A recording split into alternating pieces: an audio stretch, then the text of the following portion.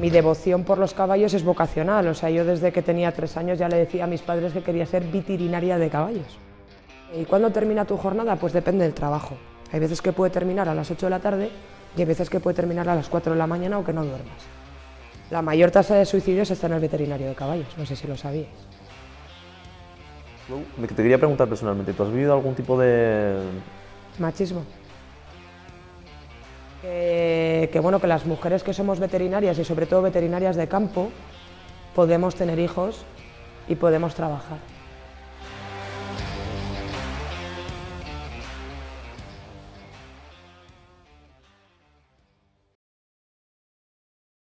Entonces, ¿tú cómo ves el futuro de la veterinaria en caballos? Lo veo bien Es una pregunta muy amplia, pero ¿cómo crees que va a evolucionar? ¿Cómo crees que...? Pues la evolución ¿Por dónde va a ir? Te cuento. ¿O por dónde te gustaría que fuera también? Es una pregunta muy amplia, ¿eh? Creo que es una página en blanco. A ver, el sector del caballo, o sea, el sector del veterinario del caballo irá bien si el sector del caballo va bien. Es decir, por ejemplo, en el sector del caballo yo he visto muchos problemas y hemos tenido muchos problemas con la época de la crisis del 2008, donde muchos constructores se arruinaron, que muchos constructores tenían yeguadas, donde muchos ganaderos ya dejaron de tener dinero y no les podían dar de comer bien a sus caballos. De hecho, eso lo he visto representado en la clínica. Yo cuando llegué aquí en el 2010 empecé a hacer muchos cólicos porque la gente tenía problemas para comprar comida para los caballos. Y de hecho hicimos un TFG en el 2016 o por ahí y contabilizamos los cólicos que yo había hecho y eran 700 y pico. Que eso es muchísimo, ¿no? Unos cuantos, unos cuantos. ¿Qué es lo que pasa? Pues que a partir del 2014 esa incidencia de cólicos baja. ¿Por qué? Pues porque la gente se empieza a recuperar económicamente. Entonces, tú estarás de acuerdo conmigo en que si el ganadero no tiene dinero, tampoco lo tiene para dar de comer a los caballos, tampoco lo tiene para el veterinario y menos para un hospital. Totalmente. Y de hecho, eso lo vimos en el hospital también, que hubo un descenso de casuística a lo bestia. ¿Esta crisis de ahora va a tocar al sector ecuestre? Sí, pero es verdad que me parece que en menor medida que la del 2008, ¿vale?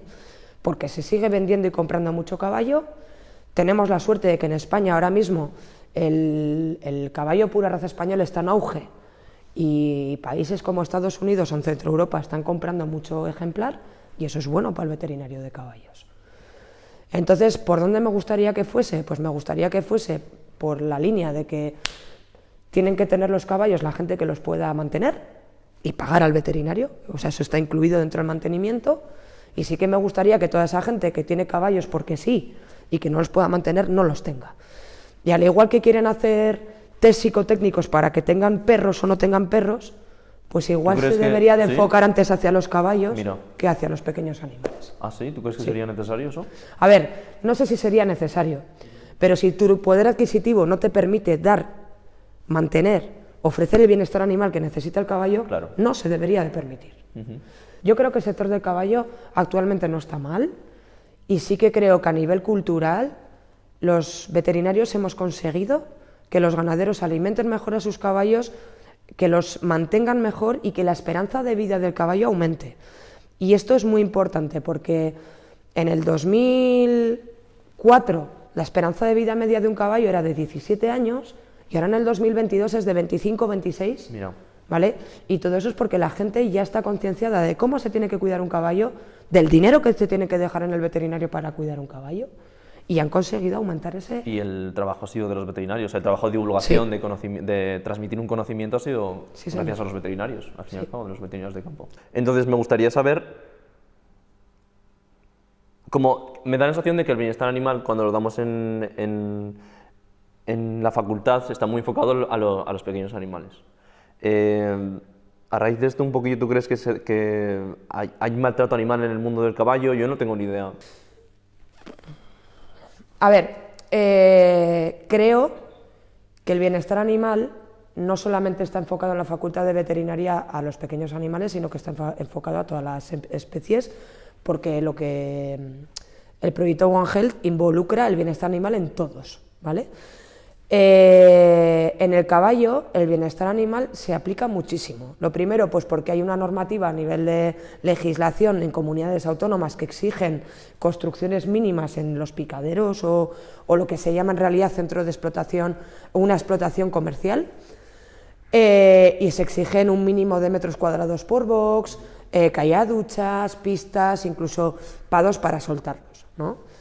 Ahora, si nos ponemos a pensar en el término animalista, que a mí no me gusta emplear la palabra animalista, porque yo creo que los mayores animalistas somos los veterinarios, pero a todas estas corrientes progresistas, tipo el PACMA y toda esta gente, pues claro, para ellos igual el caballo es la especie doméstica más maltratada.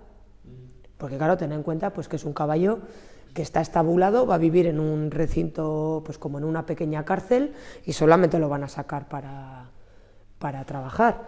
Sí que es verdad que lo que se lleva hoy en día es mucho más el sacar el caballo a trabajar todos los días, el poder soltarlo en praderas o en pados que estén, pues que el caballo se pueda mover y socializar con otros congéneres, y yo creo que hoy en día pues eso sí que se lleva mucho más al orden del día.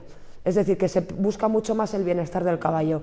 Yo tengo muchos clientes que ahora en la época de verano, cuando ellos se van de vacaciones, mandan a sus caballos a picaderos que tienen pastos verdes.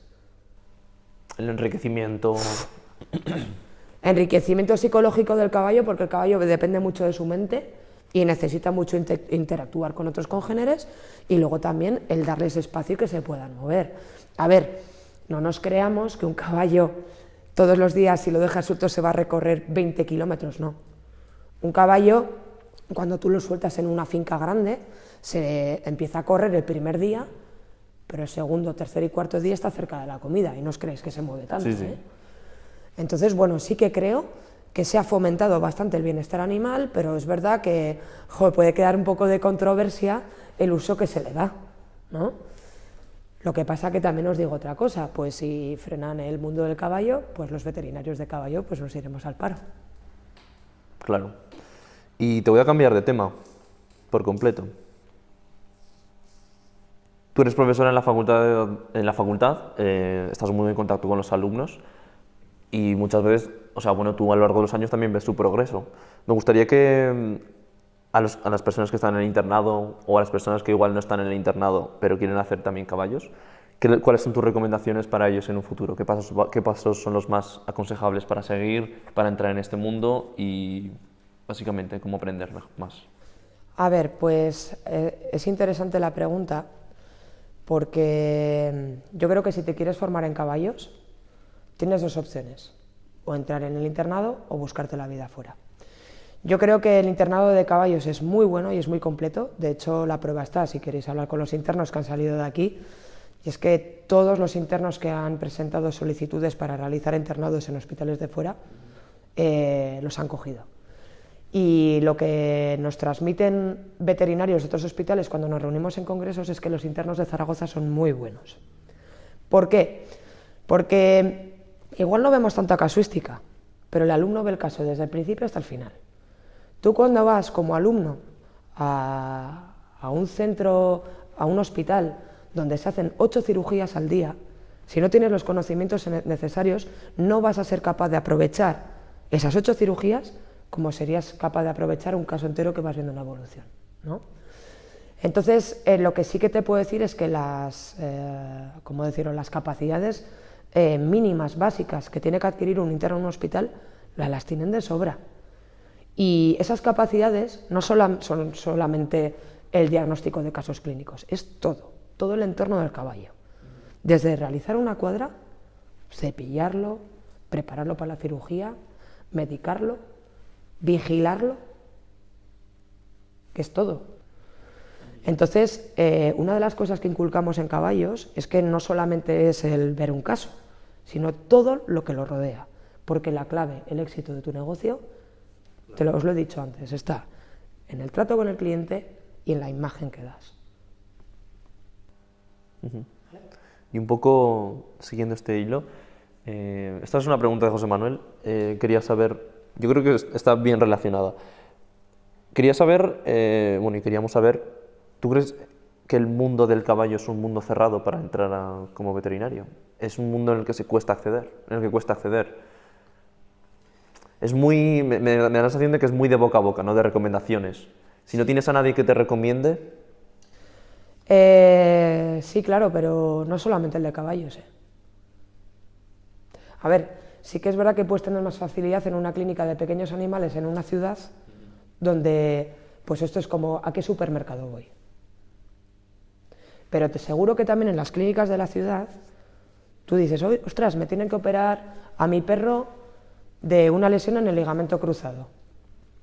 Y igual la gente dice, hostia, vete donde esté porque este es especialista, porque este opera muchas veces y porque le han ido muy bien, ¿no? En el mundo del caballo lo que tiene es que somos menor número de veterinarios y hay menor número de caballos respecto a los pequeños animales. Claro que te va a costar más. Pero mi lema es uno muy importante, y es que la perseverancia es la clave del éxito. Entonces, por mucho que sea un sector un poco más cerrado que otros, yo creo que si tú quieres trabajar ahí, trabajarás. Creo que esta pregunta es muy interesante y va encaminada a la mejoría un poco también, igual hablando incluso también de antes de cómo podríamos mejorar el mundo del caballo, que falta, y en general un poquito cómo se ve el futuro, ¿no? ¿Tú qué especializaciones echas en falta para el veterinario en el mundo del caballo? La rehabilitación en medicina deportiva. Es algo que falta en todas las facultades de España. Bueno, Córdoba está más puesta en ello porque tienen un centro de medicina deportiva, pero es uno de los hándicaps que yo veo también, aparte de lo que hemos hablado antes de una asignatura de gestión con el cliente y todos estos, que es otra especialización, quieras que no. Yo he echado mucho en menos temas de rehabilitación de caballos. O sea, rehabilitación.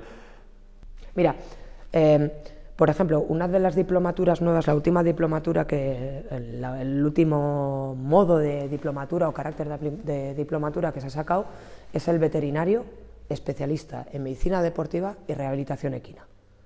Hostia, ¿Vale? Muy específico. Es muy específico. Y de hecho en España ya tenemos a 2 diplomados, ¿vale?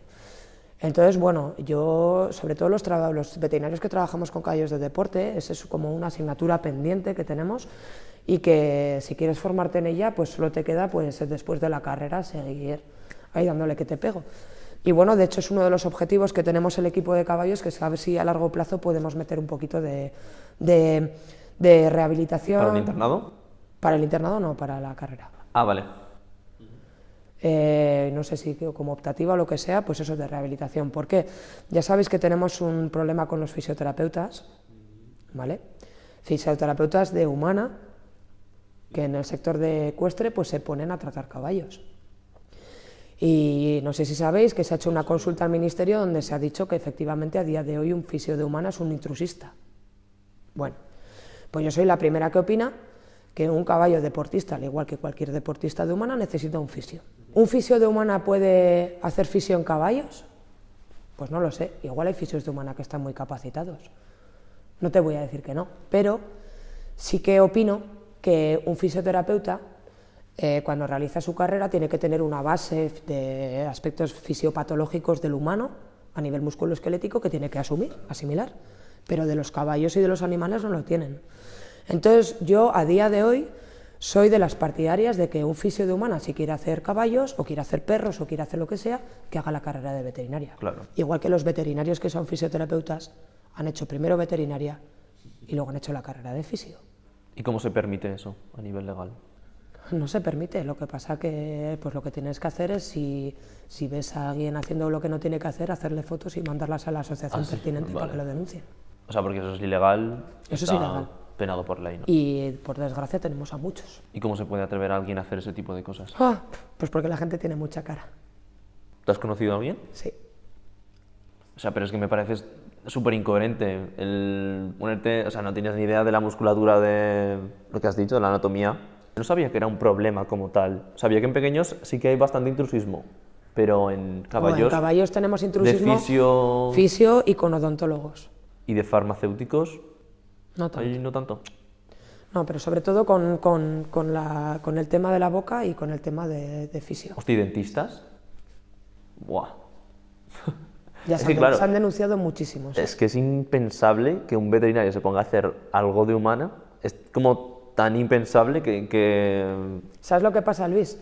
que antaño los que hacían las bocas eran los herradores. Sí, sí. Pero bueno, que es lo que te digo, es que eso es a base de luchar y sobre todo de cooperar todos. Y lo bueno están pues, en la creación de las asociaciones que defienden esos intereses de tu sector. Y nosotros, gracias a Dios, pues tenemos una asociación nacional a día de hoy que tiene una parte en su página web que está dedicada a las denuncias de intrusismo. Qué bien. Lo que pasa que, claro, para justificar una denuncia necesitas tantos tipos de pruebas, como por ejemplo grabaciones, tal, publicaciones, no sé qué, que es muy difícil. Ya para acabar, el último tema de conversación que quería tratar contigo es que, bueno, en veterinaria se habla mucho sobre todos los sectores, de veterinaria, lo diversificado que está, y uno de los sectores pues, es el mundo del caballo. Hablando con la gente que le interesa el mundo del caballo, que tiene caballos y que ha tenido algún tipo de experiencia con caballos, hay algo en común que me parece que es un poco preocupante, que es la mala reputación que hay en el mundo del caballo, en general. Yo hablo con amigos míos que han tenido caballo y muchas veces tú les preguntas si quieren seguir por ese camino, porque han tenido caballos desde pequeñicos, y alguno te responde que no. Alguno te dice que ya conoce el mundo del caballo, que sabe cómo es y que prefiere no meterse. ¿A qué crees que se debe esa mala reputación? ¿Por qué piensas que hay gente que pueda opinar esto, aparte de... Si lleva gustándote mucho los caballos durante mucho tiempo, incluso te metes a veterinaria por eso, llegas a un momento en tu madurez en el que dices, prefiero no meterme en este sitio porque es un mundo que tiene ciertas cosas que para mí no me gustan. ¿Por qué es eso? A que si tú hubieras hablado conmigo antes de tus compañeros, igual te hubiera apetecido antes hacer caballos. A mí un caballo es un animal que me gusta mucho, la verdad. Te quiero decir, Luis, no te fíes solamente en la percepción de las 3 personas que hayas podido consultar. A ver, el mundo del caballo, yo siempre he dicho, y se lo digo a mis clientes, a mí me gusta el caballo, lo que lo rodea, ¿no? Pero me imagino que si me pongo en una consulta de pequeños animales me pasaría 3/4 de lo mismo. Y en el sector de la producción, es decir, me refiero a potros de engorde, vacas, terneros, cerdos, pues el porcentaje de clientes que tienen que ver son mucho menor que respecto al de caballos, ¿no? Entonces, ¿qué es lo que pasa? Pues que en el mundo del caballo pues siempre se ha llevado la fama del trapicheo, que te la meten doblada, que tal, que cual, pero es que eso también pasa en otras especies. Lo que pasa es que se ve en menor medida porque la compraventa del caballo para un uso lúdico está mucho más a la orden del día que en otras especies. Que yo creo que una persona tóxica puede hacer muchísimo daño y oscurecer todo cuando hay gente muy válida. Y yo creo, cuando tú hablas en realidad con todo el mundo y con gente que tiene experiencia, porque eso es muy importante, hay gente que sepa analizar cada situación, que la mierda que se ve en el mundo del caballo se ve en todas partes. Lo que pasa es que en el caballo no nos cortamos un pelo y lo decimos. Sí. Ese es el problema. Bueno, no es un problema, porque a mí me gusta ser sincera y me gusta que la gente lo sea. Entonces, yo como veterinaria, pues te puedo decir que sí, que el mundo del caballo deja mucho que desear, pero el animal es la leche. Y lo que te da el animal y el sacar un caso adelante hace que todo lo demás se te olvide. Y en el momento en el que tú sabes manejar ese ambiente, ya no hay tantos problemas como los puede haber al principio. Pero el cliente que te la va a intentar meter doblada, también lo vas a tener en los perros con el criador que le quiere meter doblado a un perro con displasia de cadera a un cliente. Porque de esos casos hay así. Pues en el caballo pasa lo mismo. Entonces, bueno, pues el sector del caballo, sí, el sector del caballo, pues me duele y no me duele que se diga eso, pero vuelvo a repetir que esto es generalizado y lo tenemos en todas partes. En el mundo del caballo te toca muchas veces desplazarte y tratar con el cliente, tú, lo que has dicho. No, me acuerdo que nos contaste una anécdota en prácticas y trataba sobre cuál ha sido tu peor experiencia con un cliente y con un caballo. Me gustaría volver a repetírtela y que nos la comentaras otra vez porque creo que es bastante curiosa. ¿Y cuál os conté? Porque ya no... ¿Cuál de todas, no? Cuéntame alguna que sea como muy notable. Me acuerdo que nos contaste la de la pata rota, anestesia, caballo... Jolín, sí. Esa fue gorda, pero si tienes alguna otra, A pues... ver, así rapidico. A ver, de las experiencias así un poco más fuertes con caballos, lo peor que me pasó fue una yegua que que os lo cuento a todos en prácticas, porque a mí me gusta como profesora contar lo que me va bien y lo que me ha ido mal. Totalmente. Porque es muy bonito contar siempre lo que te ha ido bien, ¿no? Y bueno, ya os lo contaba en prácticas, que fue haciendo un bloqueo anestésico, bueno, pues dándole cuerda a una yegua que estaba yo sola en el picadero. Bueno, pues la yegua estaba muy fuerte, se empezó a botar, para arriba, para abajo, para arriba, para abajo, se resbaló y se partió la pata. No fue como consecuencia de la anestesia, sino del traumatismo que tuvo. Y bueno, pues esa yegua la tuvimos que sacrificar en cuanto se fracturó la extremidad. Entonces, bueno, pues el transmitirle eso al propietario es bastante difícil, que el propietario lo entienda también, y más si no está delante, ¿vale? Claro.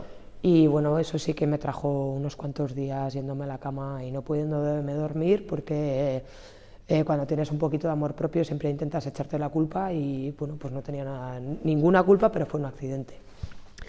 Y luego así traumático hacia mí, pues fue un día palpando una yegua, que bueno, pues en un potrero de palpación, pues nada, el cliente que estaba conmigo me empezó a hablar y a distraerme. Yo estaba haciendo la ecografía del aparato reproductor y de repente la yegua se asustó, levantó la cabeza y me pilló el brazo con la puerta del potrero de contención y me fracturó el codo. Tuve la suerte de que la puerta no llevaba pasador, sino que llevaba un enganche que se soltó y la puerta se abrió, si no, no sé si estaría todavía de veterinaria de caballos.